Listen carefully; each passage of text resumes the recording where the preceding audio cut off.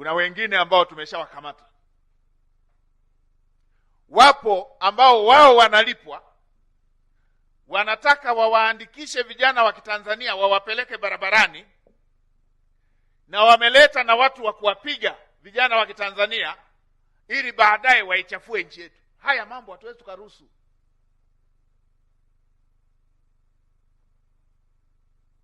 Kuna kijana mmoja wilaya moja, kila mwezi analipwa milioni 3 kwa ajili ya kushawishi na kusajili vijana waingie barabarani.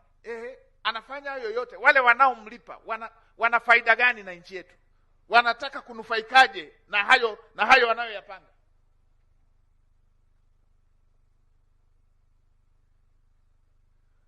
Haya mambo lazima Watanzania tuambizane ukweli. Kuna watu wana nia mbaya na nchi yetu.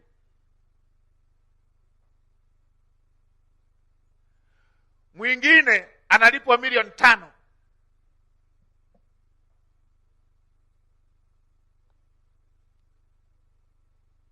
Na tulipomuuliza ametoa siri nyingi tu.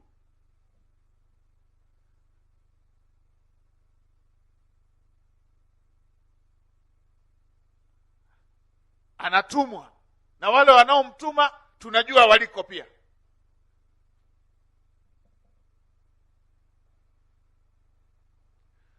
Na wale wanaomtuma na wao wanafugwa, wanalipwa kwa ajili ya shughuli ya aina hii.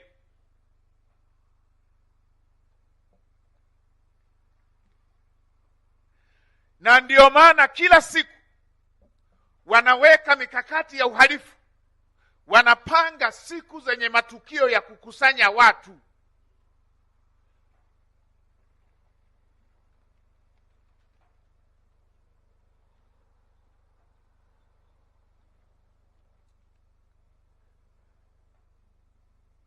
Ndio maana siku ile moja yule akakamatwa, wakiwa wametangaza Disemba, tarehe 9 Disemba, moja akakamatwa pale mpakani akiingia na mabomu.